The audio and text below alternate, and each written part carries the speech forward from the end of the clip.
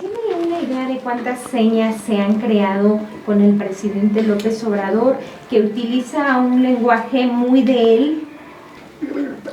En realidad, por ejemplo, el idioma son totalmente dos diferentes. Por ejemplo, el idioma de Andrés Manuel López es el español y nosotros es la lengua de señas mexicana.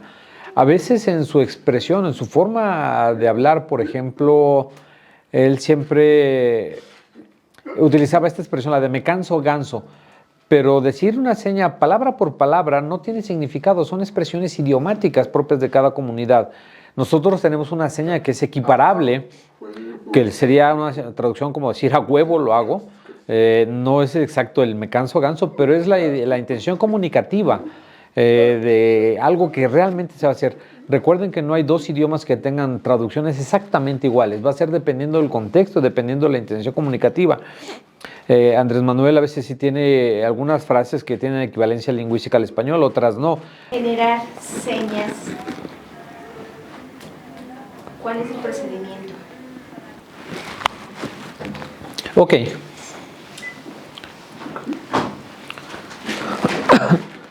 Por ejemplo, lo que pasó en la temporada de COVID, durante la pandemia de COVID, coronavirus.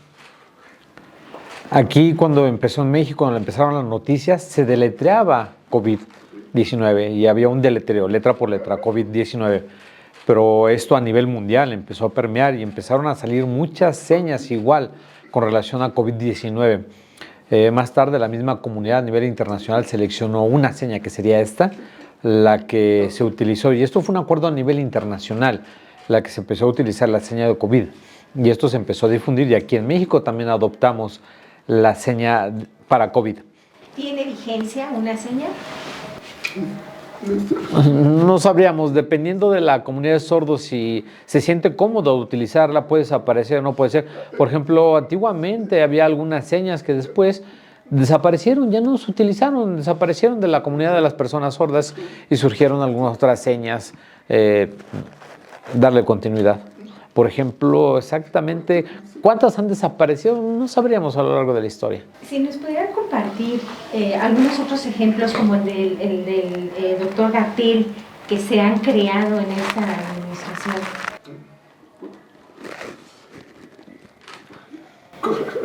Bueno, hablamos ya de coronavirus, otra por el doctor Gatell.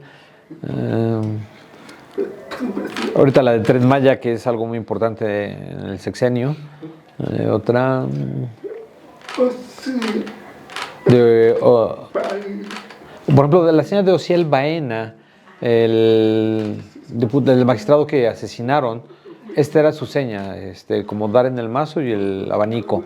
¿Qué otra seña? Por ejemplo, Wendy Guevara, que fue algo muy sonado en la comunidad ahorita.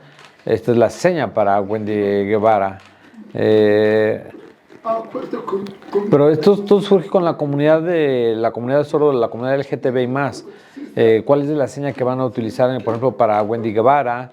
Se hizo una discusión y se le asignó una seña y que se empezó a difundir más o menos. Claro. ¿Quiénes son los que deciden las señas?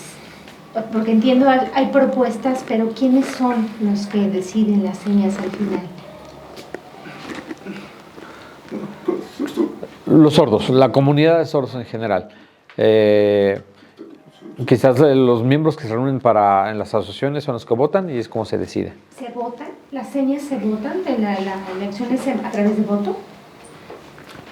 Depende, en algunas ocasiones, algunos dicen, ¿queremos votar o no? No hacemos votación, simplemente empezamos a utilizar la lengua de manera natural y se empieza a copiar, se empieza a utilizar, se empieza a expandir y no necesariamente se tiene que votar, dependiendo de la comunidad y de las situaciones que se puede o no votar la seña. Esta administración, el presidente López Obrador, ¿cómo lo distinguirían ustedes de otros presidentes? Es decir, ¿sí ven que se han tenido que crear nuevas señas en esta administración que antes no era tan común en otras administraciones? Por ejemplo, en las conferencias matutinas del presidente Andrés Manuel, no existían las conferencias matutinas, por eso no había la necesidad de que los intérpretes ocuparan algunas señas. En este tiempo donde hay servicio de interpretación en la conferencia matutina, ok, entonces ya nos vemos en la necesidad de crear señas porque nos empieza a llegar la información. Es la importancia, ¿no?, para la creación de las nuevas señas, porque nos empieza a llegar la información. Mi opinión es muy importante mostrar y reconocer a la comunidad de sordos, el idioma de la comunidad de sordos, la lengua de señas mexicana. Hay algunas señas, lenguas de señas emergentes, por ejemplo, lengua de señas maya es una lengua emergente en Yucatán, diferente a la lengua de señas mexicana y quizás en algunos otros lugares. Es importante reconocer todas esas lenguas, tanto la lengua de señas como las lenguas emergentes. Cada uno tiene su propia gramática, semántica y es de utilidad para nuestra comunicación. Cada individuo sordo es muy importante que pueda mostrar su lengua de señas. Por ejemplo, yo vivo aquí en la Ciudad de México, yo utilizo las señas que se utilizan primeramente, la lengua de señas mexicana. Quizás el español es mi segunda lengua que me sirve para comunicarme con los que viven en Ciudad de México, para leer y escribir.